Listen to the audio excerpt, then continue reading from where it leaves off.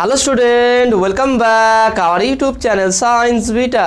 তো প্রিয় ছাত্রছাত্রীরা, আজকে আমি তোমাদের সঙ্গে ক্লাস 11 ফিজিক্সের তাপগতিবিদ্যা চ্যাপ্টারের 13 নম্বর পার্টেতে লাস্ট যে একটা টপিক বাকি আছে সেই টপিকটা বুঝিয়ে দেবো, অর্থাৎ কার্নো ইঞ্জিন কি, কীভাবে কার্নো ইঞ্জিনের কর্মদক্ষতা বা এফিসিয়েন্সি বের করা যায়, কার্নো হিমায়ক কি, পুরো ডিটেলসে, পুরো বেসিক থেকে শুরু করে আমি ডিটেলসে এটা আলোচনা করব এবং চেষ্টা করব সব থেকে সহজভাবে বোঝানোর।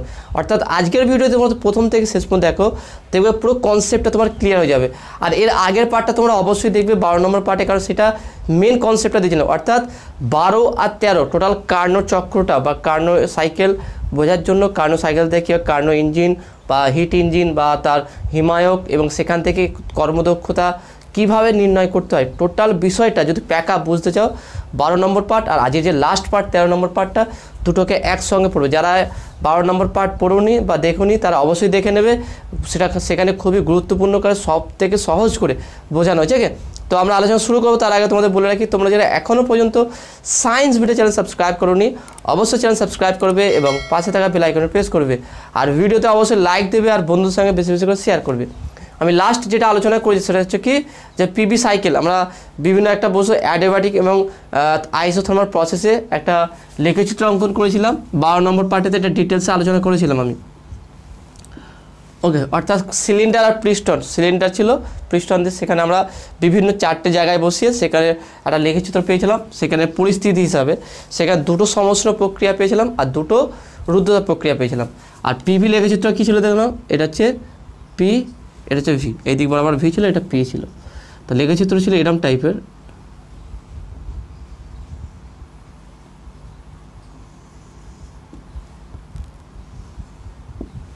লেখচিত্র ছিল। অর্থাৎ তাহলে এখান থেকে আমরা বলতে পারি, তাহলে এখান থেকে এই পথে Q1 পরিমাণ তাপ গ্রহণ করবে আর এই পথে Q2 পরিমাণ তাপ বর্জন করবে। চক্রটা যাবে এই বরাবর এবং এইগুলো যদি নাম দিই আমি, এইটা এ, এটা বি, এটা সি, এটা ডি। ওকে, স্মল ডি দিলাম। তার মানে দেখে নাও, এখানে আয়তন বাড়ছে, এখানে তাপ গ্রহণ করছে, এখানে উষ্ণতা হচ্ছে কি, এখানে উষ্ণতা হচ্ছে দিলাম আমি, এখানে P1 চাপ, ওকে, T1 উষ্ণতা আর ভি হচ্ছে আয়তন, এখানটা এই পয়েন্ট। ওকে, বি পয়েন্টটা দেখে নাও, চাপটা কমেছে, P2 চাপ, আয়তনটা বেড়েছে, ভিবি, উষ্ণতা সেম আছে T1, যেহেতু উষ্ণতা সেম আছে সেই জন্য এবি প্রসেস হচ্ছে কি সমষ্ণ প্রক্রিয়া। এখান থেকে দেখে নাও উষ্ণতা এখানে কমেছে, চাপটা দেখে নাও, চাপটাও কমে গেছে, তাহলে P3 চাপ, ওকে, P3 চাপ, আর এখানে দেখে নাও ভিসি আর উষ্ণতা হচ্ছে T2, এখানে হচ্ছে কি T2 উষ্ণতার পরিবর্তন হচ্ছে। ওকে, আমরা এখানে চাপ ক্যালকুলেট করবো না, চাপটাকে আমি বাদে দিলাম, এখানে চাপের প্রয়োজন হবে না, আমার শুধু আয়তন আর এটা দেখব। আর এখানটা দেখে নাও, এই পয়েন্টটা ডি পয়েন্টে কী হয়েছিল দেখে নাও, ভিডি আয়তন আর উষ্ণতা আমার T2 ছিল। ওকে, আবার এখানটায় চলে এসছে। তাহলে এখানে দেখে নাও এই দুটোর ক্ষেত্রে কী হয়েছে দেখো না, এখানটায় উষ্ণতার পরিবর্তন হয়েছে। ওকে, উষ্ণতার পরিবর্তন হয়েছে, তাহলে এটা হচ্ছে কি রুদ্ধতা প্রক্রিয়া, এখানে উষ্ণতা সমান আছে, তাহলে এখানে কি সমষ্ণ প্রক্রিয়া। তাহলে বলতে পারি এখানে দুটি, এই টোটাল পিভি চক্রের মধ্যে আমরা দুটি সমষ্ণ প্রক্রিয়া পাচ্ছি আর দুটি রুদ্ধতা প্রক্রিয়া পাচ্ছি। অর্থাৎ এখান থেকে আমি বলতে পারি যে এ টু বি, এ থেকে বি, এটি হলো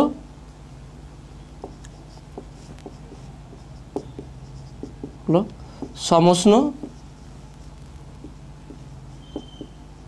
প্রক্রিয়া। ওকে, ভালো করে বুঝে নাও সমষ্ণ প্রক্রিয়া কেন, সমষ্ণ প্রক্রিয়ার ডিটেলস আমি 12 নম্বর পার্টে আলোচনা করেছি। ওকে, তাহলে এটা হচ্ছে সমষ্ণ প্রক্রিয়া। অর্থাৎ 12 আর 13 বলতে পারি এই দুটো পার্ট একসঙ্গে তোমাকে দেখতে হবে। কিন্তু যারা দেখুন বারবার বলছি এর আগের পার্টটা অবশ্যই দেখবে, সেখানে একটা বেসিক কনসেপ্ট দেওয়া একদম সব থেকে সহজ করে, যদি 12 নম্বর পার্টটা তুমি দেখে থাকো খুব ইজিলি এটা বুঝতে পারবে।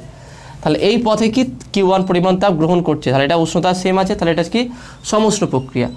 আর B2 C, এটি হলো, আমি এরম দিয়ে দিচ্ছি, এটি হলো রুদ্ধতাপ প্রক্রিয়া। আবার দেখে নাও C to D এটা হলো কি দেখে নাও, এখানে তাপ বর্জন করছে, উষ্ণতা দেখো না সেম আছে, যেখানে যেখানে উষ্ণতা সমান থাকে সেটা সমউষ্ণ প্রক্রিয়া। তাহলে এটা হচ্ছে কি সমউষ্ণ প্রক্রিয়া, সমউষ্ণ প্রক্রিয়া। ওকে, বা এটা বলা যেতে পারে এটি সমউষ্ণ প্রসারণ। ওকে, সমউষ্ণ প্রক্রিয়া প্রসারণ বলা যেতে পারে। এটা হচ্ছে কি আমার প্রসারণ, এটাকে এইভাবে লিখি, সব থেকে বেস্ট হবে এটাই। এটা হচ্ছে কি, আর যেহেতু আয়তন বাড়ছে তাহলে এটাকে আমরা লিখতে পারি যে সমউষ্ণ প্রসারণ, এটা প্রসারণ হচ্ছে,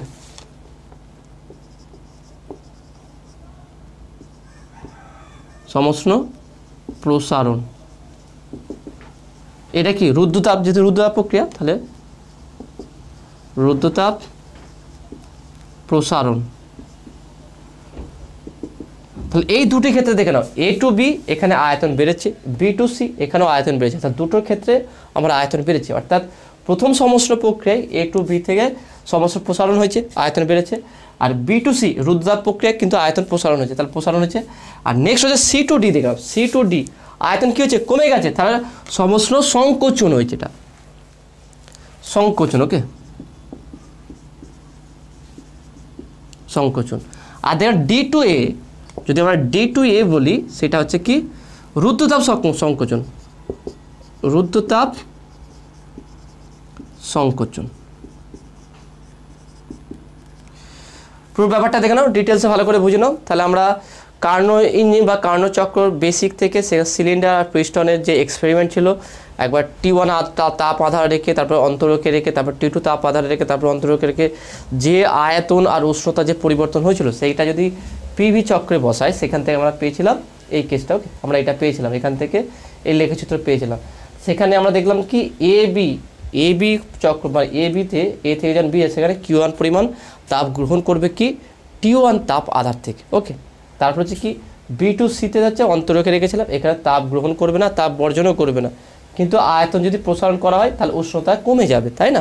আয়তন প্রসারণ করলে উষ্ণতা কমে যাবে। এখানে মনে রাখবে T1 গ্রেটার দেন T2। ওকে, T1 গ্রেটার দেন T2, তাহলে এখানে প্রসারণ হয়েছে, উষ্ণতা কমে গেছে, তাহলে এটা হচ্ছে যেহেতু তাপের আদান প্রদান হয়নি এই ক্ষেত্রে B to C অবস্থায় কিন্তু তাপের আদান প্রদান হয়নি, তাহলে এই ক্ষেত্রে তাপের আদান প্রদান হয়নি, আয়তন বৃদ্ধি পেয়েছে, তাহলে অবশ্যই উষ্ণতা কমে গেছে। ওকে, তাহলে এটা হচ্ছে রুদ্ধতাপ প্রক্রিয়া, যেহেতু তাপের আদান প্রদান হয়নি। C to D এটা দেখেন উষ্ণতা সেম আছে, উষ্ণতার কোনো পরিবর্তন হয় না, আয়তন কমে গেছে, তাহলে উষ্ণতার কোনো পরিবর্তন হয় না, আয়তন কমে গেছে, নিশ্চয়ই তাহলে কিছু তাপ বর্জন করবে, তাপ বর্জন করছে, তাহলে উষ্ণতা সেম আছে, তাহলে এটা কী হবে সমউষ্ণ প্রক্রিয়া, কিন্তু আয়তন কমে গেছে, তাহলে সংকোচন, সমউষ্ণ সংকোচন। তাহলে C to D দেখে নাও, C to D সমউষ্ণ সংকোচন। ওকে, তাই তো। আবার দেখে নাও D to A, তাহলে এই পরিস্থিতি দেখে নাও, তাপের দেখে নাও কোনো আদান প্রদান হয়নি, এখানে আয়তন, এখানেও সংকোচন হয়েছে, দেখে নাও এখানেও আয়তন কমে গেছে, তাহলে আয়তন কমে গেছে অথচ তাপের আদান প্রদান হয়নি, তাহলে নিশ্চয়ই উষ্ণতা বেড়ে যাবে। একটা দেখে নাও, যদি বাইরে থেকে তাপ পরিবেশ থেকে তাপ ভিতরে প্রবেশ না করে, আর ভিতর থেকে তাপ বাইরে যদি না চায়, তাহলে যদি এর আয়তন কমে যায় তাহলে এখানে তাপ বৃদ্ধি পেয়ে যাবে, উষ্ণতা বেড়ে যাবে, তার T1 T2 থেকে আবার T1 চলেছে। তাহলে এইটা হচ্ছে টোটাল ফুল সাইকেল। তাহলে পিভি সাইকেল এটা হচ্ছে সেখান থেকে টোটাল এই আমরা কনসেপ্টটা বুঝলাম। তাহলে এখানে টোটাল দুটো প্রসারণ হবে, দুটো সংকোচন হবে, দুটো সমউষ্ণ প্রক্রিয়া হবে, দুটো রুদ্ধতাপ প্রক্রিয়া হবে। প্রথম সমউষ্ণ প্রক্রিয়াটা আয়তন প্রসারণ হবে, প্রথম রুদ্ধতাপ প্রক্রিয়াটা আয়তন প্রসারণ হবে, দ্বিতীয় সমউষ্ণ প্রক্রিয়াটা আয়তন সংকোচন হবে, আর চতুর্থ রুদ্ধতাপ প্রক্রিয়াটা কী হবে আয়তন সংকোচন করবে। অর্থাৎ এই দুটো সংকোচন হবে আয়তন, আর এই দুটো আয়তন প্রসারণ হবে। ওকে, তাহলে এই টোটাল এইভাবে ঘটবে। এবারে এই টোটাল সিস্টেম, এই পিভি সাইকেলটাকে যদি ইঞ্জিনে কনভার্ট করি, অর্থাৎ আমি যদি কার্নো ইঞ্জিন বের করতে যাই তাহলে কী হবে দেখো না, আর এটা দেখে নাও, এটা হচ্ছে রিভার্সিবল প্রসেস। ওকে, এটা হচ্ছে রিভার্সিবল প্রসেস, অর্থাৎ প্রত্যাবর্তক প্রক্রিয়া, এটা হচ্ছে প্রত্যাবর্তক প্রক্রিয়া, ভালো করে মনে রাখবে। অর্থাৎ এটা যদি রিভার্সে ঘটানো যায় তাহলে একই কেস ঘটবে। তাহলে বলা যেতে পারে কার্নো চক্র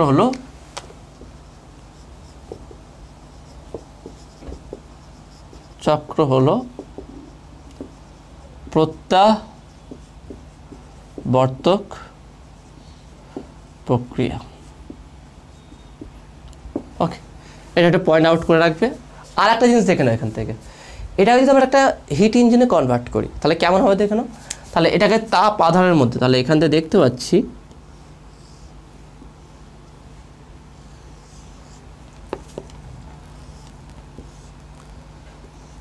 তাহলে প্রথম অবস্থায় কী করে দেখে নাও, Q1 তাপ গ্রহণ করেছে, এটা T1 তাপ, অর্থাৎ এটা উচ্চ যেহেতু, আর যে T2। তাহলে এখান থেকে কী করছে, Q1 পরিমাণ তাপ কী করেছে, গ্রহণ করেছে। তারপরে কী পরিমাণ তাপ বর্জন করেছে দেখে নাও, Q2 পরিমাণ তাপ বর্জন করেছে, তাহলে সেটা T2-তে, তবেই তো উষ্ণতা সেম থাকবে। এটা আমি বেসিক আলোচনা করেছিলাম ইঞ্জিনের ক্ষেত্রে। তাহলে যে Q2, তাহলে যে তাপ গ্রহণ করছে তারপরে সেই পরিমাণ তাপ নিশ্চয়ই বর্জন করছে না, তাহলে বাদ বাকি কী করবে, সেটাকে কার্য রূপান্তর করবে, বাহ্যিক কার্য করবে। এটা দিলাম ই, ইঞ্জিনটা, এটা হচ্ছে ইঞ্জিন, ই ফর ইঞ্জিন।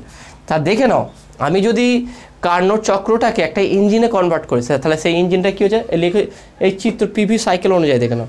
তা সেখান থেকে বুঝতে পারছি কি A to B এই অবস্থায় প্রথম কি তাপ, উচ্চ তাপ উষ্ণতা বিশিষ্ট তাপ আধার থেকে তাপ গ্রহণ করবে Q1। তাহলে এখান থেকে T1 উষ্ণতা থেকে Q1 পরিমাণ তাপ গ্রহণ করছে। তারপরে যে কি C to D নিম্ন তাপ আধার থেকেও বা নিম্ন উষ্ণতা বিশিষ্ট সেখানে তাপ বর্জন করছে, অর্থাৎ এখানে Q2 বর্জন করছে। তাহলে বাদবাকি যে তাপটা, অর্থাৎ বেশি দেখলাম বেশি তাপ নিল, সেখান থেকে কিছুটা বর্জন করলো, তাহলে বাদবাকিটা কী করবে, ইঞ্জিনটা কী করবে, সেটাকে কার্যে রূপান্তর করবে। তাহলে এই যে ইঞ্জিনটা তৈরি হচ্ছে, এই ইঞ্জিনকে বলা হয় কি কার্নোট ইঞ্জিন, রয়েছে কি কার্নো ইঞ্জিন।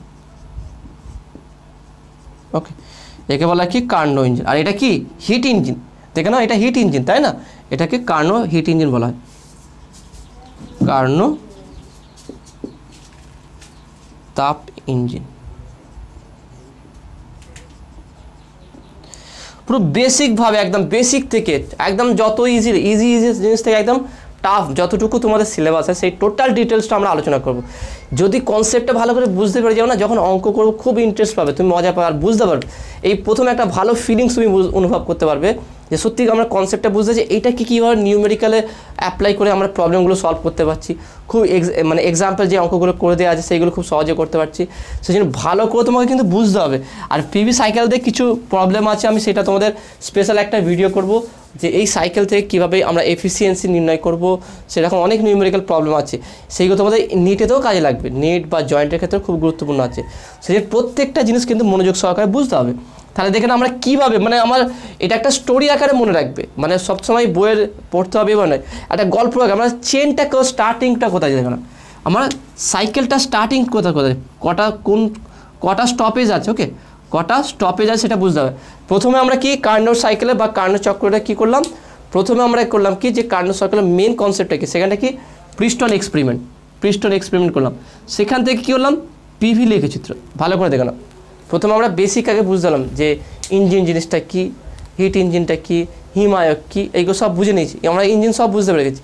কার্নোট চক্রতে আমরা কি বুঝলাম, যদি একটা স্পেশাল কোনো সিলিন্ডার রাখা হয়, যে সিলিন্ডার তোমাদের এক্সপ্লেন করেছিলাম 12 নম্বর পার্টটায়, সেরকম সিলিন্ডার আছে, এরকম 4টে যদি জায়গা রাখা হয়, T1 উষ্ণতা অন্তরক, T2 উষ্ণতা আবার অন্তরক, তা সেখানটায় আমরা কীভাবে কনসেপ্টটা পাচ্ছি, সেইটা কিভাবে রিয়্যাক্ট করছে, কীভাবে আয়তনের সঙ্গে উষ্ণতার কী পরিবর্তন হচ্ছে, কখন রুদ্ধতাপ হচ্ছে, কখন সমস্যা প্রক্রিয়া হচ্ছে, টোটাল ডিটেলসটা আমরা বুঝতে পারলাম। ওইটা মেন হচ্ছে কনসেপ্ট, ওইটাই মেন কনসেপ্ট ক্লিয়ার করো, বলে নলেজ ইজ দ্য পাওয়ার, বাদবে কিছু না, মুখস্থবিদ্যা কিছু নয়। এইচএস পর্যন্ত তুমি মুখস্থবিদ্যা করতে, কিন্তু কোনো এন্ট্রান্স এক্সাম কোনো ভালো জায়গায় যেতে গেলে নলেজ থাকা দরকার, বেসিক কনসেপ্ট থাকা দরকার। আর যে কোনো জিনিসের ক্ষুদ্র থেকে কিন্তু বড় হয়, তাই না, বলে বিন্দু বিন্দু সিন্ধু হয়, ঠিক সেরকমভাবেই একদম ইজি কনসেপ্ট থেকে আমরা সেটাকে অ্যাকুমুলেট করে বা একসঙ্গে করে সেটাকে বড় ধরনের খুব টাফ কনসেপ্ট আমরা ক্লিয়ার করতে পারবো, এইভাবে বুঝতে হবে। তাহলে আমরা কীভাবে স্টার্টিংটা করলাম, কার্নোট চক্র দেখলাম, প্রথম সিলিন্ডার পিস্টন এক্সপেরিমেন্টটা ভালো করে বুঝতে পারলাম, সেখান থেকে পিভি সাইকেলটা এক্সপ্লেন করলাম, সেখানে পিভি সাইকেলে বসে আমরা সেটাকে ফিগার আউট করে একটা লেখচিত্র কনভার্ট করলাম। সেই লেখচিত্র থেকে আমরা কি করলাম, একটা ইঞ্জিন তৈরি করলাম, ওকে একটা ইঞ্জিন তৈরি করলাম, হিট ইঞ্জিন। সেই ইঞ্জিনের এবার আমরা কী করবো, কি এফিসিয়েন্সি নির্ণয় করব। এখানটায় পরের পার্ট আছে, এখানে এফিসিয়েন্সি বের করব, এফিসিয়েন্সির পর আবার হিমায়ক দেখব, তারপরে আবার এখানটা, ওকে পুরো কনসেপ্টটা দেখানো টোটাল এইটা হচ্ছে। তোমাকে এটা পুরো ছক করতে প্ল্যানিং করতে হবে, যে মানে স্টোরি আকারে মনে রাখতে হবে যে কীভাবে এটাকে মনে রাখবো, এটাকে কীভাবে করবো, এরকম না যে এটা এফিসিয়েন্সি আছে কী করছে, আর অ্যাকচুয়ালি কার্নোট চক্র আমরা পড়বো কী সেইটা মেন জানতে হবে। আমরা কার্নোট চক্র লিখলাম, হেডিং দিলাম, সেখানে কী কী পড়বো একদম ফিগার আউট করে একটা সুন্দর করে ছবি আকারে সেটাকে মনে রাখার চেষ্টা করি, এটা কটা ধাপ আছে, কটা পার্ট আছে, সেইটাকে ভালো করে বুঝতে পারলে দেখে খুব সহজে বুঝতে পারা যাবে যে প্রত্যেকটার সঙ্গে লিঙ্ক আছে, কোনোটাকে ফেলে দেওয়ার নয়। তা দেখে নাও সেইটাই তোমাদের বোঝানোর চেষ্টা যে আমরা কোন দিক দিয়ে কোন দিকে যাচ্ছি, হয় না যে একটা মুভি হয় একটা জিনিস বাচ্চাতে শুরু করে সেই বাচ্চা বড় হয়ে যুদ্ধ করে কত কী হয়ে আবার সে বয়স্ক হয়ে গেল তার বাচ্চা, মানে কোথা থেকে কোথায় তোমার নিয়ে চলে যায়, কিন্তু ইন্টারেস্ট লাগে কি একটা মুভি আগে চলছে। ঠিক এইটাকেও সেভাবে মনে রাখার চেষ্টা করো যে আমরা কোনখান থেকে স্টার্ট করছি, সেখান থেকে আমরা কী কী ক্যালকুলেট করছি এবং তারপর থেকে আমরা কীভাবে নিউমেরিক্যাল সেটা অ্যাপ্লাই করব, সেগুলো সবই বুঝতে হবে। তা দেখে নাও তাহলে আমরা পিভি সাইকেল থেকে কীভাবে আমরা ইঞ্জিনে কনভার্ট করলাম।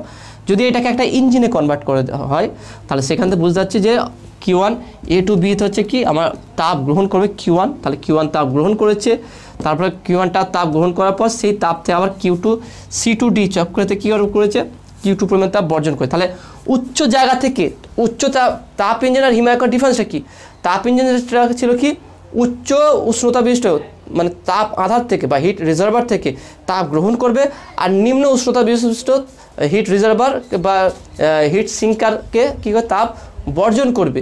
যে ইঞ্জিনটা এরকম বিহেভ করবে সেটাকে বলা হিট ইঞ্জিন, আর এই রিভার্স হলে উল্টো দিকে হলে সেটাকে হিমায়ক বলা হয় বা রেফ্রিজারেটর। তাহলে এটা আমি কিসে দেখা যায়, তাহলে এই সাইকেলটা কিসের জন্য, তাহলে এইটা প্রপারলি হচ্ছে কি হিট ইঞ্জিনের জন্য। তাহলে এই ইঞ্জিনকে বলা হয় কি কার্নোট হিট ইঞ্জিন। ওকে, তাহলে একে বলা হয় কি কার্নোট হিট ইঞ্জিন। ওকে, হিট ইঞ্জিন একদম ইজিভাবে বুঝে নাও, ভালো করে নোট তৈরি করবে। কিন্তু আমি নোট বারবার বলি এই জন্য যে তোমাকে আলাদা রকম নোট ভিত্তিক পড়ার জন্য নয়, আমি নোট এই জন্য বলছি যেইটা পড়াচ্ছি সেটাকে সুন্দর করে যদি খাতায় একবার টুকে নিতে পারো দেখে পুরো তোমরা মানে পুরো ক্লিয়ার কনসেপ্ট হয়ে যাবে একদম।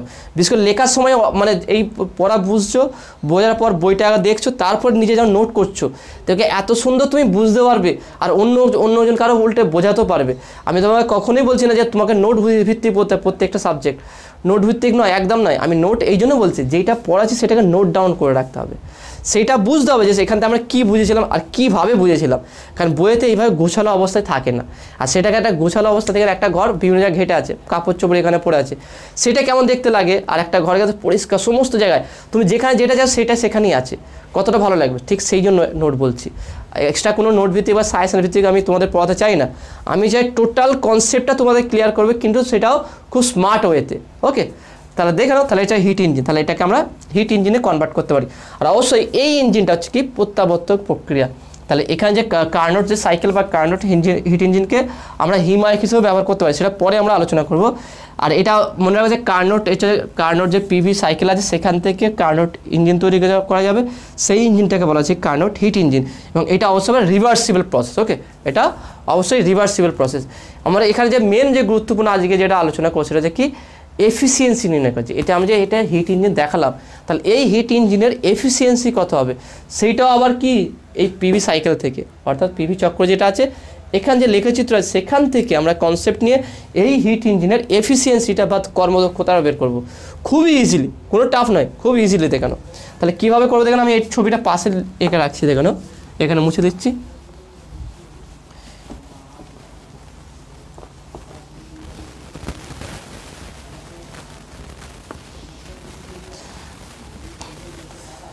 আর আমি যেই মানে আজকের ভিডিওতে যে মেন এমটা যে কি সেটা যদি বুঝতে পারো, আমি যে কীভাবে বোঝাচ্ছি সেই বোঝাটা আমি যেটা বোঝাচ্ছি তোমাদের সেটা যদি ভালো করে বুঝতে পারো তাহলে অবশ্যই সেটা কমেন্টে জানাবে, আর ভিডিওটি বন্ধুর সঙ্গে বেশি বেশি শেয়ার করবে যাতে সবার কাছে এই ভিডিওগুলো পৌঁছে যায় এবং তাদেরও যেন হেল্প হয়।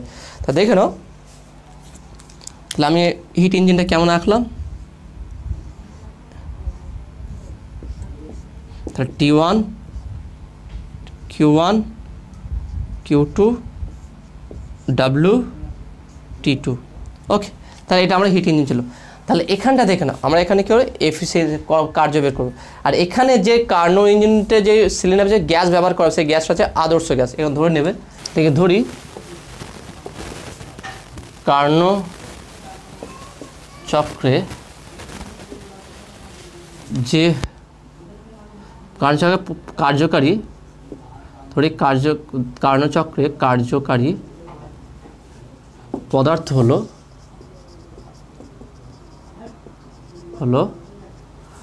একটি আদর্শ গ্যাস।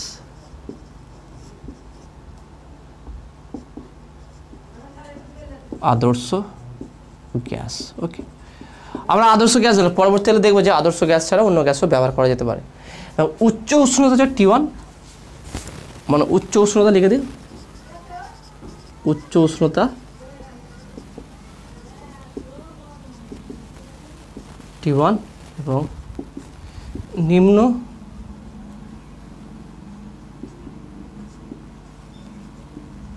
উষ্ণতা হলো T2। ওকে, তার প্রথম দেখে নাও এ থেকে বি পর্যন্ত, এটা কি সমষ্ণ প্রক্রিয়া, তাই না? তাহলে বলতে পারি সমষ্ণ, আর এটা প্রসারণ হচ্ছে, তাহলে বলতে পারি সমষ্ণ প্রসারণ, প্রসারণে, অর্থাৎ এখানে বলতে পারি এ টু বি। ওকে, প্রসারণেতে গৃহীত তাপ সেটা কী হবে দেখো।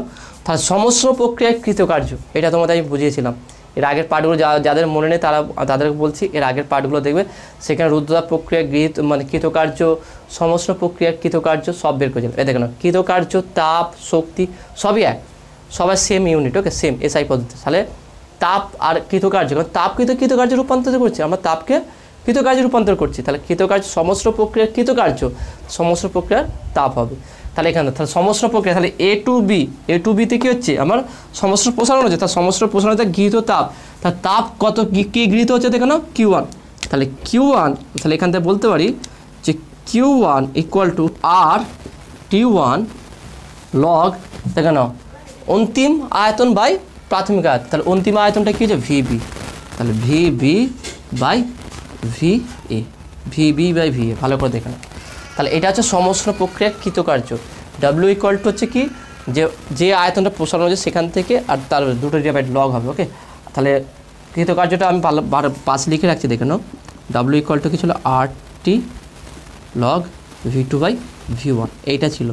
দেখে নাও, আমি কৃতকার্যতা বলেছিলাম, যারা দেখুন এর আগের ভিডিওগুলো একটু দেখে নেবে, বিশেষ করে যারা দেখো তারা তো বুঝতেই পারছো কীভাবে আমরা সমষ্ণ প্রক্রিয়ায় কৃতকার্য এবং রুদ্রতাপ প্রক্রিয়ায় কৃতকার্য দুটোই বের করেছিলাম, বা রুদ্রতাপ প্রক্রিয়ার ক্ষেত্রে যে সমীকরণের যে চেঞ্জিংটা সেটা আমি দেখেছিলাম।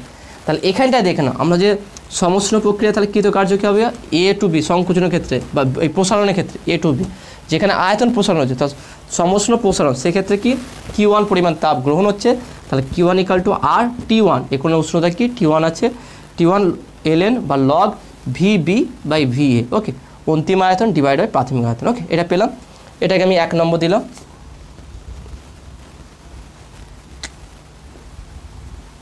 তাহলে অনুরূপভাবে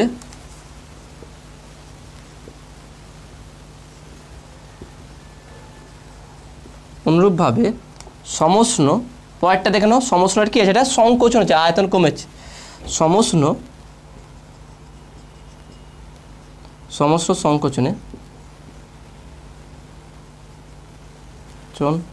সংকোচন হচ্ছে কি C2D তে বর্জিততা বা ইঞ্জিন দ্বারা বর্জিততা,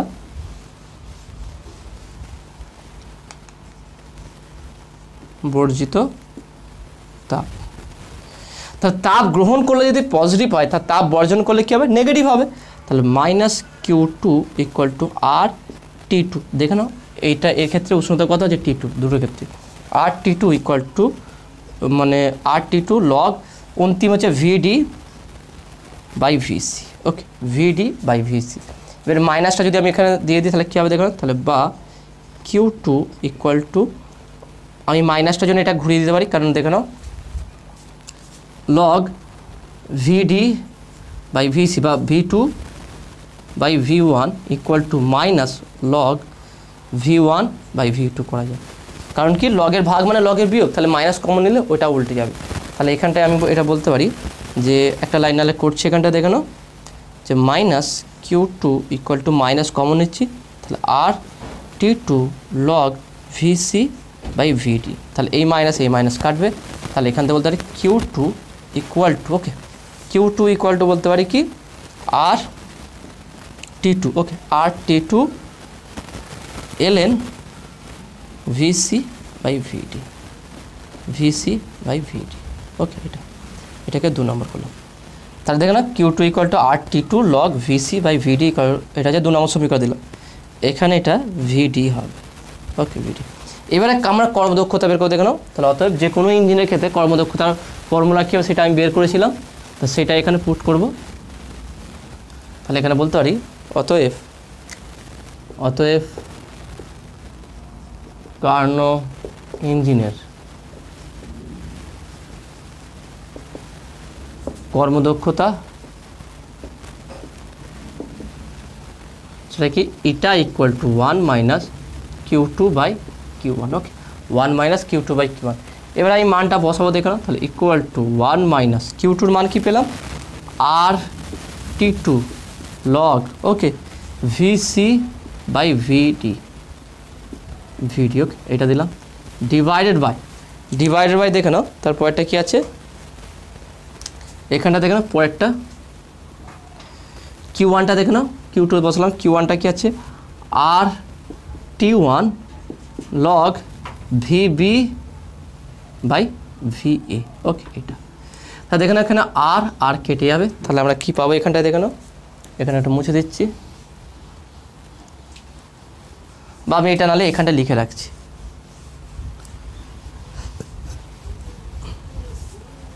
তা আলটিমেট আমরা পেলাম কি এখান থেকে না eta equal to 1 minus T2 log VC/VD divided by T1 log কী পেলাম দেখো না VB/VA ওকে।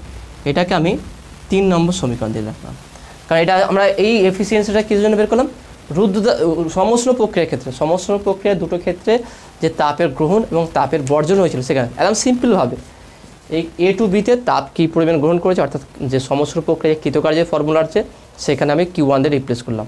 এবার দ্বিতীয় ক্ষেত্রে একই ফর্মুলা ব্যবহার করবো, যেহেতু এখানে উষ্ণতা T2 আছে, T2 আয়তন দেখুন C2D করেছিলাম। এখানে যেহেতু তাপ বর্জন করছে সেই জন্য আমরা নেগেটিভ দিয়েছিলাম, দেখো না এখানে আমরা নেগেটিভ দিয়েছিলাম। এবার কি আমার এফিসিয়েন্সির ফর্মুলা কি আমি আগেই বের করেছিলাম, তাপ ইঞ্জিনের ক্ষেত্রে কর্মদক্ষতার ফর্মুলা কী ছিল এটা ইকুয়াল টু 1 মাইনাস Q2/Q1। এটা সিম্পলভাবে কীভাবে বের করতে সেটা আমি আগে ভিডিওতে বুঝিয়ে দিচ্ছি, বিশেষ করে যারা দেখেছে তারা অবশ্যই বুঝতে পারছো এটা। এবারে এটা দেখে নাও VC/VD আছে আর VB/VE আছে, এদের মধ্যে একটা রিলেশন বের করবো আমি। সেটা কী করে এই যে দুটো দেখে নাও আমরা এই দুটো জিনিস ব্যবহার করে নিচ্ছি। এবারে এই দুটো আমরা ব্যবহার করবো এবার রুদ্রতাপ প্রক্রিয়া। প্রথম দেখে নাও প্রথমে রুদ্রতাপ প্রসারণটা দেখবো, রুদ্রতাপ প্রসারণটা।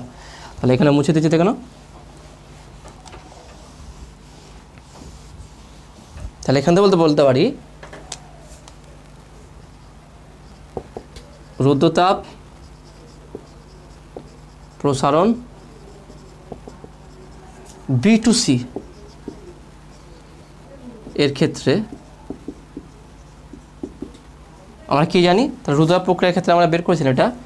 এখানে দেখে নাও এখানে উষ্ণতা কী আছে T1, নর্মালি ফর্মুলা আছে কী ছিল দেখো T(V⁻⁻1 ইকুয়াল টু কনস্ট্যান্ট। এটা কিন্তু আমরা প্রমাণ করেছিলাম রুদ্রতাপ প্রক্রিয়ার ক্ষেত্রে, যেখানে রুদ্রতাপ প্রক্রিয়া আলোচনা করেছিলাম সেখানে ডিটেলস আলোচনা করে উষ্ণতা আয়তনের মধ্যে কী সম্পর্ক, উষ্ণতা চাপের মধ্যে কী সম্পর্ক, এগুলো সবই দেখে এবং চাপ আর আয়তনের মধ্যে কী সম্পর্ক সবই সেখানে বুঝিয়েছিলাম ওকে। তাহলে সেখান থেকে আমরা পেয়েছিলাম কি T(V⁻⁻1 ইকুয়াল টু কনস্ট্যান্ট। তাহলে এইটা আমরা ব্যবহার করব। তাহলে প্রথমটা দেখে নাও কী হবে, তাহলে এটার ক্ষেত্রে বলতে পারি আমরা প্রথমে এখানটায় এই পয়েন্ট, কারণ এই দুটো জায়গায় রুদ্রতাপ প্রক্রিয়া করতে তাই না, তাহলে বলতে পারি কি T1 VB⁻⁻1 ইকুয়াল টু এখানে দেখে নাও তাহলে কনস্ট্যান্ট মানে কি পরস্পর সমান হবে, যেমন হয় না P1 V1 plus P2 V2, যে এটা বয়েলস লয়ের ক্ষেত্রে যে দেখেছিলাম কনস্ট্যান্ট ছিল বলে প্রত্যেকটা সবসময় সমান হয়েছিল, তাহলে এই ক্ষেত্রেও হবে। তাহলে T1 VB⁻⁻1 আর এখানে দেখে নাও T2 VC⁻⁻1।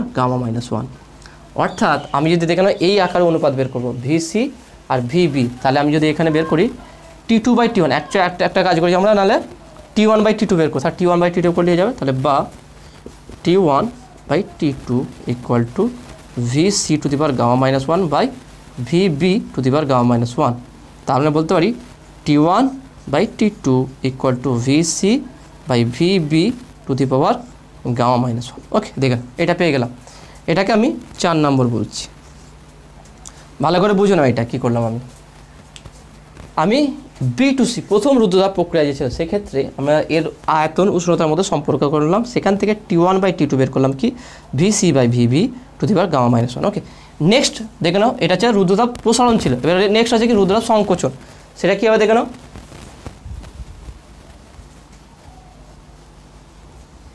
তাহলে পরবর্তীটা দেখে নাও,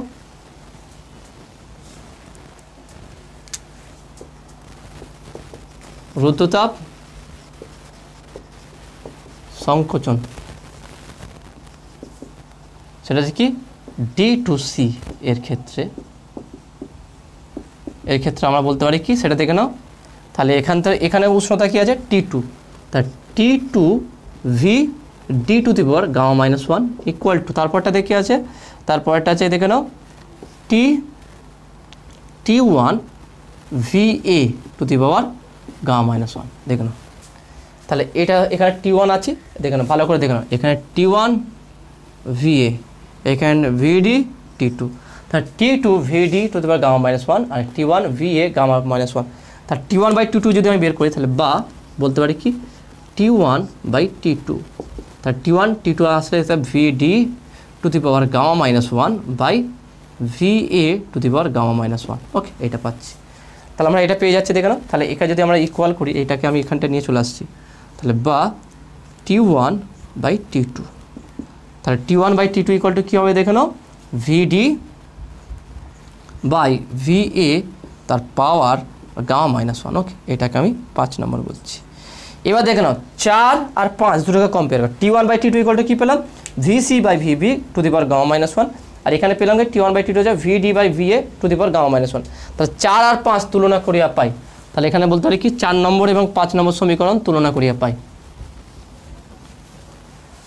তাহলে 4 এবং 5 সমীকরণ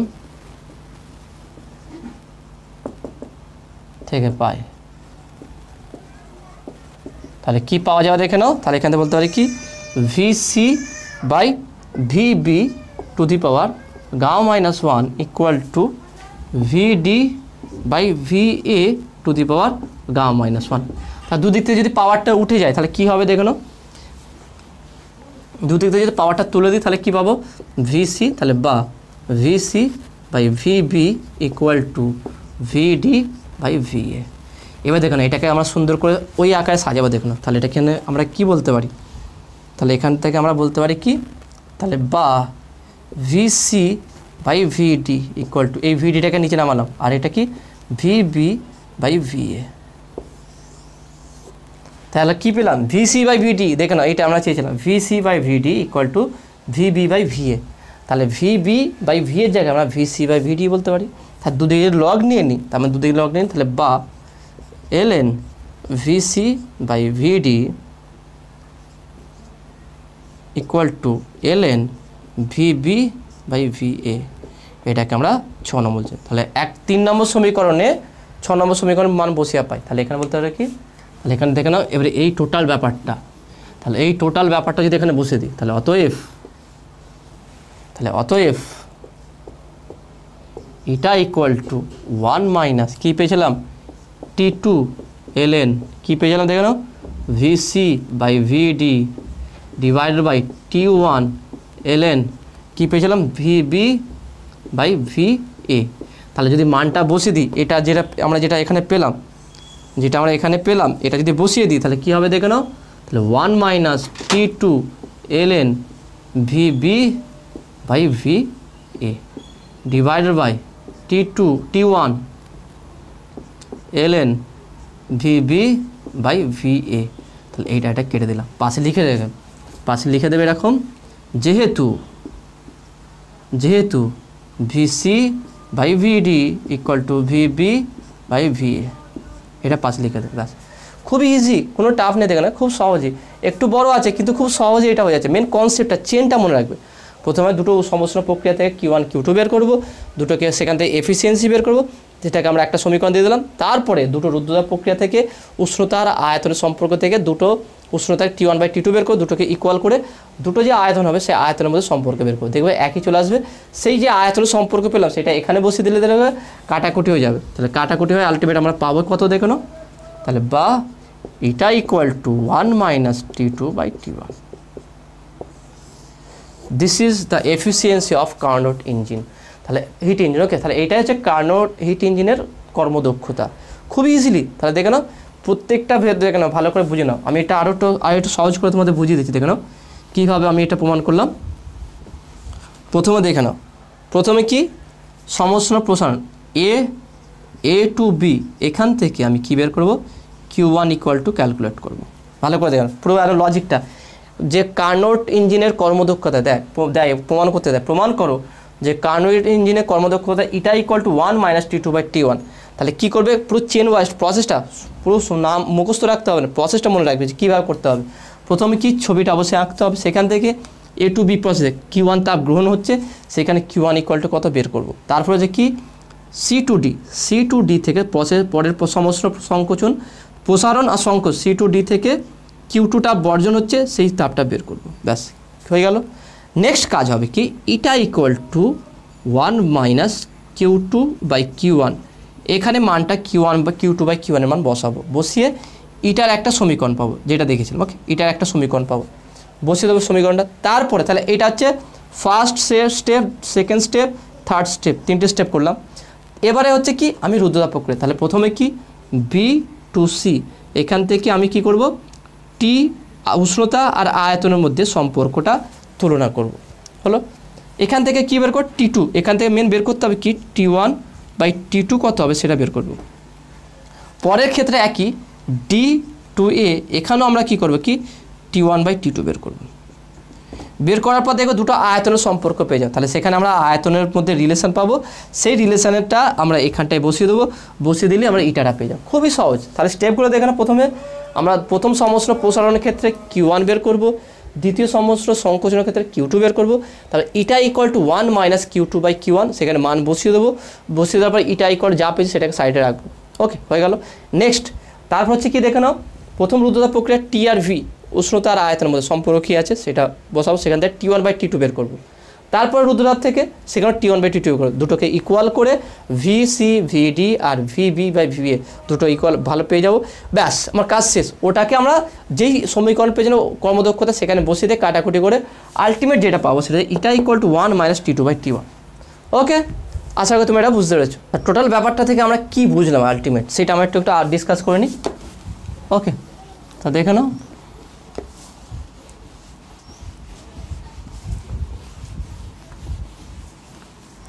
তো টোটাল বিষয়টা আমরা দেখলাম, যেটা পেলাম এটা ইকুয়াল টু কী পেলাম 1 মাইনাস T2 বাই T1, ওকে।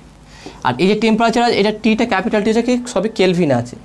তাহলে এখান থেকে এটা বোঝা গেল যে এফিসিয়েন্সি বা কর্মদক্ষতাটা ইঞ্জিনের ভিতরে কি গ্যাস বা কি ব্যবহার করা যায় তার উপর ডিপেন্ড করে না, ডিপেন্ড করছে কি দুটি তাপ আধারের উষ্ণতার উপর। অর্থাৎ যে আমরা দুটো তাপ আধার নিয়েছিলাম, সেই তাপ আধারের উষ্ণতার উপর ডিপেন্ড করবে। এর ভিতরে কি গ্যাস কি মেটেরিয়ালস ব্যবহার করা আছে তার উপর ডিপেন্ড করবে না, দুটি তাপ আধারের উষ্ণতার উপর ডিপেন্ড করবে।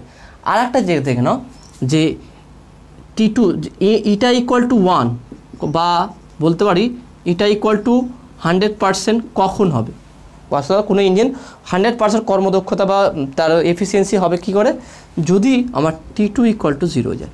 0 মানে কি T2 ইকুয়াল টু 0 কেলভিন। তাহলে উষ্ণতা T2 উষ্ণতা যদি 0 কেলভিন হয়ে যায়, তাহলে ইটা ইকুয়াল টু কত হয়ে যাবে 1 মাইনাস 0 বাই T1, তাহলে ইটা ইকুয়াল টু 1। তাহলে ইটা ইকুয়াল টু 1 মানে একে যদি 100 দিয়ে গুণ করা যায়, ইটা ইকুয়াল টু 1 ইন্টু 100%, ওকে, এটা পার্সেন্টেজ হয়ে যায়, তাহলে ইটা ইকুয়াল টু 100% হবে। অর্থাৎ যদি আমার T2 উষ্ণতা যদি যে 0 কেলভিন হয়ে যায়, তখনই এই ইঞ্জিনটার কর্মদক্ষতা 100% হবে। এবার প্র্যাকটিক্যালি আমরা চিন্তা ভাবনা করি, কখনো কোনো বস্তুর উষ্ণতা 0 কেলভিনে নিয়ে আসা যায় না, এটা অসম্ভব। তা যেহেতু T2-র মান কখনো 0 হবে না, 0 কেলভিন কখনো হবে না, আমরা বিভিন্ন রকম এক্সপেরিমেন্ট থেকে বিভিন্ন রকম এর থেকে তথ্যতে দেখেছি যে কখনোই কোনো জিনিসকে বা কোনো গ্যাসকে 0 কেলভিনে নিয়ে আসা সম্ভব নয়, যাবে না। তা যদি 0 কেলভিনে না নিয়ে আসতে পারি, তাহলে কখনো এটার ভ্যালু 1 হবে না, তাহলে কখনো এটা 100% এফিসিয়েন্সি হবে না। তাহলে তাহলে এখান থেকে আমরা বুঝা যাচ্ছে পৃথিবীতে এমন কোনো ইঞ্জিন নেই বা এমন কোনো বস্তু যারকে 100% এফিসিয়েন্সি হতে পারে, অর্থাৎ আদর্শ। এটা হচ্ছে কি আমরা বের করছি কি এটা আদর্শ হিট ইঞ্জিন। ওকে, আদর্শ তাপীয় ইঞ্জিন। তাহলে আদর্শ তাপ ইঞ্জিনের গল্প সত্যিকারের গল্পই আছে, কিন্তু প্র্যাকটিক্যালি বাস্তবের কোনো নেই। এরকম আদর্শ তাপ ইঞ্জিন তৈরি করা যাবে না। কারণ হিসাবে যদি কোশ্চেন আছে আদর্শ তাপ ইঞ্জিন কেন তৈরি করা যাবে না, বা এমন কোনো তাপ ইঞ্জিন কেন তৈরি করা যাবে না যার এফিসিয়েন্সি 100% হবে, তাহলে 100% এফিসিয়েন্সি হতে গেলে আমার T2 উষ্ণতা হচ্ছে কি 0 কেলভিন হতে হবে। তাহলে প্র্যাকটিক্যালি বা বাস্তবে কোনো গ্যাসেরই বা কোনো বস্তুরই উষ্ণতা 0 কেলভিনে নিয়ে আসা সম্ভব নয়। তা 0 কেলভিন যদি না নিয়ে আসা সম্ভব হয়, তাহলে কখনই কোনো ইঞ্জিনের এফিসিয়েন্সি 100% হবে না। ওকে, তার মানে আদর্শ তাপ ইঞ্জিন হচ্ছে কি অ্যাকচুয়ালি গল্পের মধ্যেই থাকবে, এটা কখনো বাস্তবে রূপান্তর করা সম্ভব হবে না। ওকে, তো আসলে তুমি এটা বুঝতে পেরেছো। নেক্সট হচ্ছে এখান থেকে দেখানো মেন হচ্ছে যে আরেকটা দেয় তোমাদের কার্নোর উপপাদ্যটা বল। কার্নোর উপপাদ্যটা কি? তাহলে এখান থেকে আমরা কি বুঝতে পারছি যে প্রত্যেকটা অ্যাকচুয়ালি কোনো কার্নোট ইঞ্জিন যে দুটি তাপ আধার, যদি নির্দিষ্ট দুটি তাপ আধারের উপর দেখুন, ভালো করে দেখুন, যদি এই দুটো হচ্ছে তাপ আধার আছে, তাহলে নির্দিষ্ট তাপ আধারের মধ্যে যদি ক্রিয়া করে কাজ করে প্রত্যেকটা প্রত্যাবর্তক, ভালো করে প্রত্যেকটা প্রত্যাবর্তক ইঞ্জিনের, আমি 1 নম্বর পয়েন্টে দেখতে না, প্রত্যেকটা প্রত্যাবর্তক ইঞ্জিনের কর্মদক্ষতা সেম হবে। কারণ সেটা কার উপর ডিপেন্ড করে না, কর্মদক্ষতা কার উপর ডিপেন্ড করছে T2 আর T1 এর উপরে।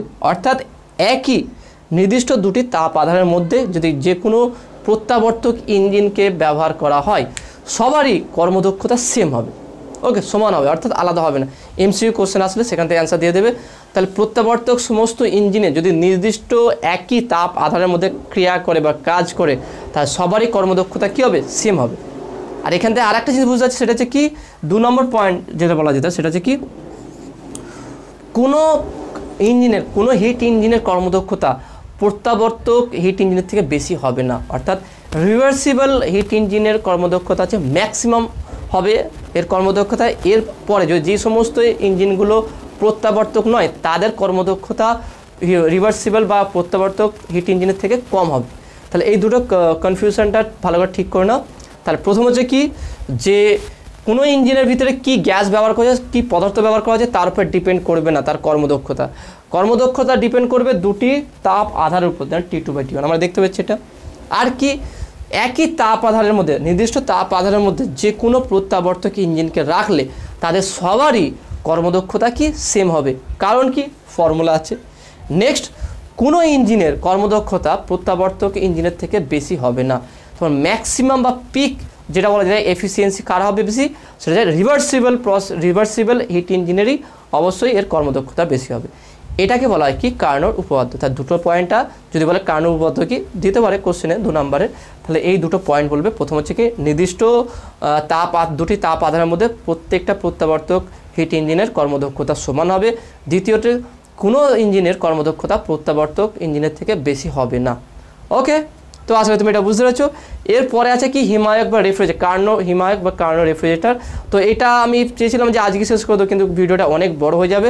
তো এই জন্য আমি নেক্সট আরেকটা ভিডিও করে দেবো, সেখানে ডিটেলস এটা আলোচনা করব এবং তারপরে এখান থেকে কেমন নিউমেরিক্যাল প্রবলেম আসতে হয় সেইগুলো আমরা আলোচনা করব। তাহলে আজকে যেগুলো বোঝালাম কেমন লেগেছে সেটা তোমরা অবশ্যই কমেন্টে জানাবে। নতুন থাকলে অবশ্যই সায়েন্স ভিডিও চ্যানেল সাবস্ক্রাইব করবে এবং পাশে থাকা বেল আইকনটা প্রেস করবে, আর ভিডিওতে একটা লাইক দেবে আর বন্ধুর সঙ্গে বেশি বেশি করে শেয়ার করবে। তো দেখাবে নেক্সট ভিডিওয়। Have a nice day.